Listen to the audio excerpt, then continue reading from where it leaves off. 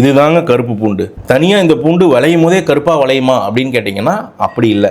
நார்மலான பூண்டு தான். குறிப்பிட்ட காலத்துக்கு குறிப்பிட்ட வெப்பநிலையில் குறிப்பிட்ட மாய்ஸ்சரில் ஒரு பூண்டு அப்படியே ஃபெர்மெண்ட் ஆகிட்டு இருக்கும்போது இந்த மாதிரி கருப்பு பூண்டாக மாறிடுங்க. நார்த் ஈஸ்ட் இந்தியாவில், மலேசியாவில், சிங்கப்பூர்லாம் பார்த்தீங்கன்னா அவங்களுடைய பாரம்பரிய சமையல் ரகத்திலே பார்த்தீங்கன்னாலே இந்த கருப்பு பூண்டு இருக்குங்க. அந்த காலத்தில் என்னென்னா இந்த மாதிரி பூண்டை அறுவடை செஞ்சு இந்த மாதிரி ஸ்டோர் பண்ணி வச்சுக்குவாங்க வருஷம் ஃபுல்லாத்துக்கும். அந்த ஊரில் இருக்கக்கூடிய மாய்ச்சருக்கும் தட்பவெட்ப சூழ்நிலைக்கும் அந்த பூண்டு இந்த மாதிரி கருப்பாக மாறிடும். டோட்டலி டிஃப்ரெண்ட் டேஸ்ட்டுக்கு மாறிடும். டெலிஷியஸாக மாறிடும். சாப்பிட ரொம்ப டேஸ்ட்டாக இருக்கும். சாதாரணமாக இருக்கிறப்ப பூண்டை போட்டு நீங்கள் மெல்ல முடியாதுல்ல, ஆனால் சாக்லேட் மாதிரி இருக்கும் கருப்பு பூண்டு. சும்மாவே போட்டு நீங்கள் சாப்பிடலாம். அதே மாதிரி அதில் ஆன்டி ஆக்சிடென்ட்ஸ் அதிகமாயிரும். ஹெல்த் பெனிஃபிட்ஸ் இன்னுமே அதிகமாயிரும் இந்த ஃபெர்மெண்டேஷன்னாலன்னு சொல்லி ஒரு சில ரிசர்ச் பேப்பரையுமே நிறைய பேர் சப்மிட் பண்ணியிருக்காங்க. வேணா போய் கூகுள் பண்ணி ரிசர்ச் பேப்பரை படிச்சு பாருங்க. அப்புறம் மாடர்னாக பார்த்தீங்கன்னா இந்த ஃப்ரிட்ஜ் எல்லாம் வந்துருச்சு, ப்ரிசர்வேஷன் முறையெல்லாம் மாறிடுச்சு அப்படின்னதுக்கப்புறம் 6 மாதத்துக்கு யாருமே பூண்டை வச்சுக்கிட்டு இருக்கல. வேற வெளி மாநிலத்துக்கு ஆன அறுவடையை வித்துட்டாங்க. அதனால இந்த கருப்பு பூண்டுங்கிறதே அழிஞ்சிட்டு வந்துச்சு. இப்போ ரீசெண்டாக வட இந்தியாவில் யாரும் இந்த மாதிரி இந்த பூண்டு அழிஞ்சிடக்கூடாது அப்படின்றதுக்காக செயற்கையாக ஒரு மெத்தடை கண்டுபிடிச்சி